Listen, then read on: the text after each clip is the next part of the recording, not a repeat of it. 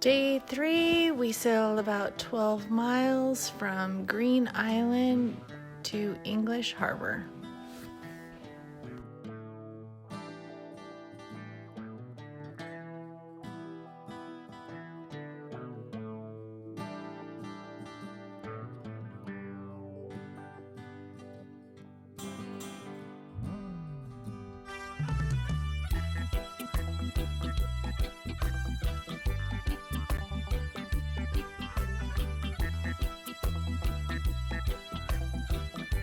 Lance was our captain today.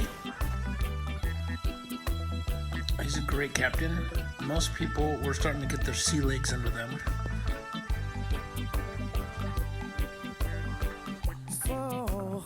So today we headed down to our final anchorage, which was going to be English Harbour.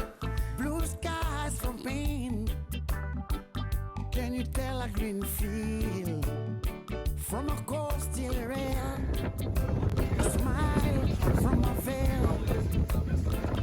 Do you think you can tell? We really couldn't have asked for better weather. It was just gorgeous, and the views and the scenery was just amazing. It was a short sail today because the wind was right behind us. Quite enjoyable sailing, actually. I walk on a part in the war for a lead role in a cage.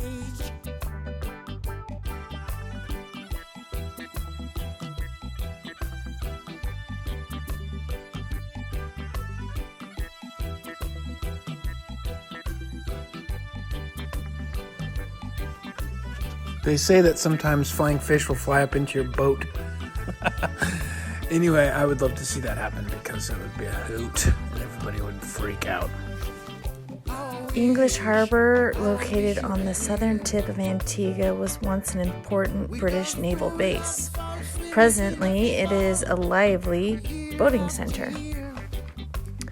It's a natural deep harbor with several protected bays and two of the Caribbean's best marinas.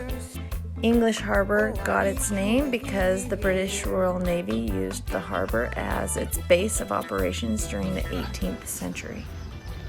We are anchored in English Harbour today. You see the fort over there, y'all?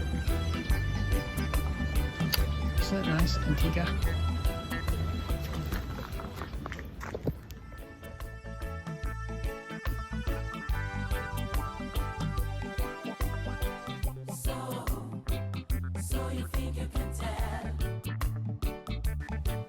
The dockyard was restored in the 1950s and was renamed Nelson's Dockyard.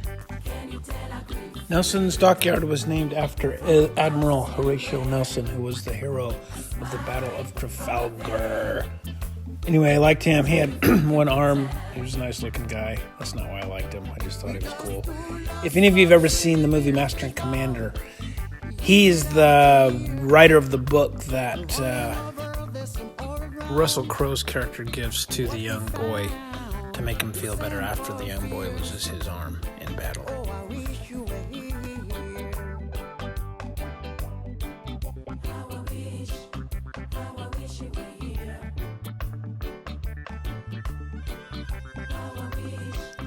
The royal palm was planted by Queen Elizabeth II in February 1966.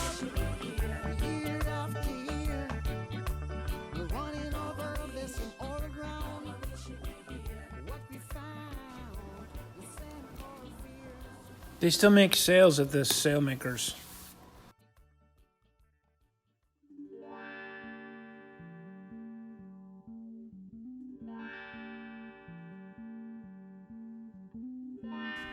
Mike ran into a famous sailor and got to chat with him for a little bit over at Falmouth. White shirt, now red, my bloody no sleeping. You're on your tippy toes creeping around like no one knows. The museum at Nelson's Yard was great. Lots of history, talked about some of the indigenous origins of the whole area, plus the rest of the history of the dockyards, as long as having quite a few artifacts that were fun to look at and even touch in some instances. So cynical. You always up guy like a really rough guy. Just can't get enough guy. She's always the muff guy. I'm the bad type, make you mama sad type. Lamest toast in history. I'm the bad guy. Duh. Built in 1745, the guardhouse at Fort Berkeley was the post for soldiers on duty. The roof was blown away by the hurricane of 1751 and was later restored. The bomb-proof powder magazine was built in 1811 and was built to hold up to 300 barrels of gunpowder.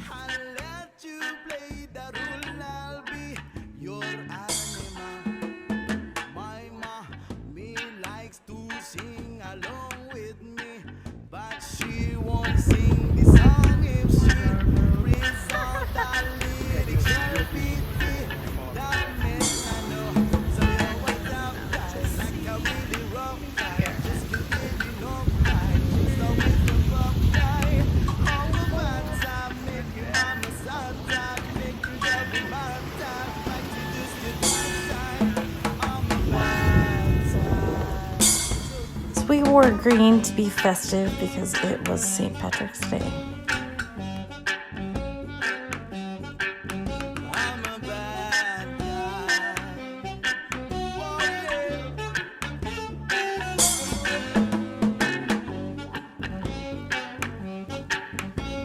Oh my god, I'm glad I didn't fall and destroy my shins and all my dental work.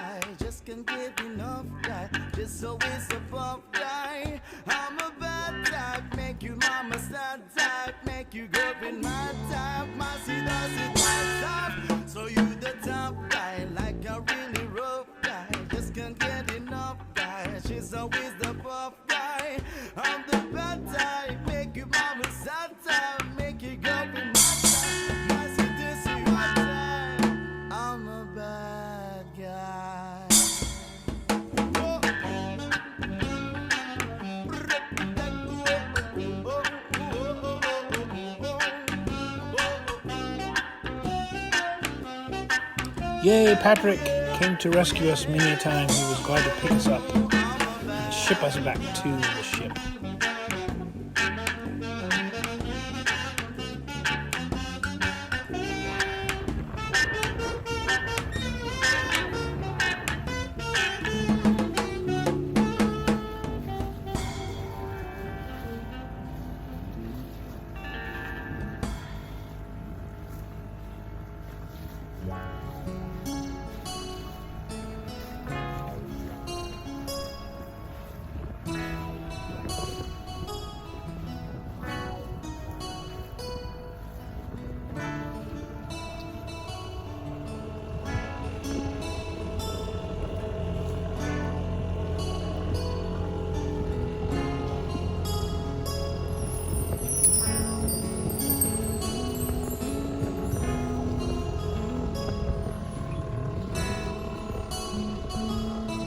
Get us ready? Yeah, what's the best?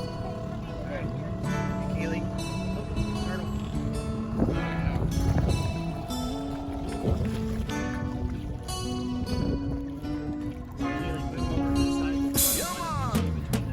On the dark desert highway, a cool wind in my hair.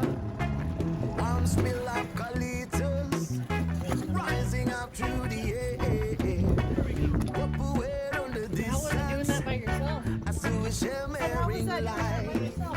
My head grew heavy and my sight grew dim, but I had to stop for the night.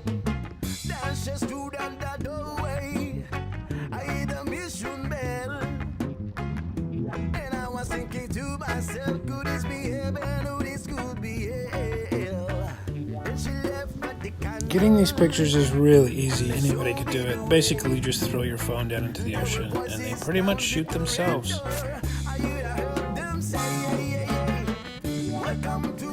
But honestly, though, it was a little bit of a pain.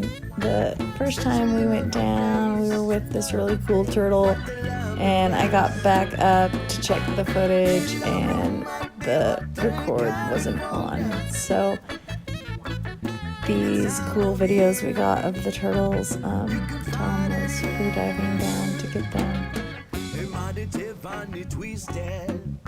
She got the Mercedes Benz. She got a lot of pretty boys. She goes friends out the dance in the courtyard. Sweet summer sweat. Some dance to remember, some dance to forget. So I cool up the captain. Please bring me my wine. He said, we have been had that the spirit is since 1969. And still some voices are calling from far, far away. Wake you up in the middle of the night. I will give $50 to anybody who can tell me what kind of a wreck this is. I don't think it's from a ship. It sort of looked like maybe a semi-truck trailer. I could not identify anything on it.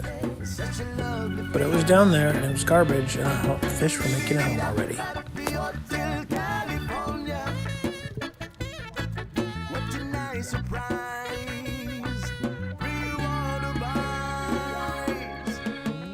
Mirrors on the ceiling, the pink champagne on ice, and she said, we are all just prisoners here of our own device. In the master chambers, they gather for the feast. This time we did it, that's really nice, but it just can't. So we were anchored pretty close to these rocks, and when low tide hit that night, we were getting a little bit nervous because our anchor, the boat had swung around, and we were getting pretty close, and the water was really low. It was a little bit hairy that night, but everything turned out just fine.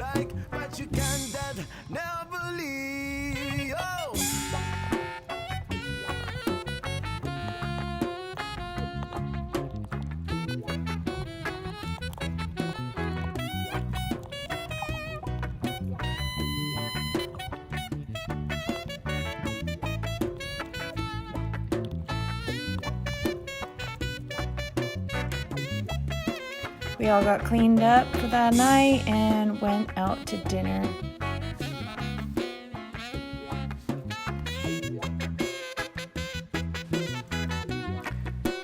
We ate at a great place called Trappa's. It was right between English Harbour and Falmouth Harbour. Lance and Kata left their mark at the little bar and grill there at the dockyard. This was definitely one of my favorite anchorages. The next morning, we get up early and sail back to Jolly Harbor for our last day of sailing.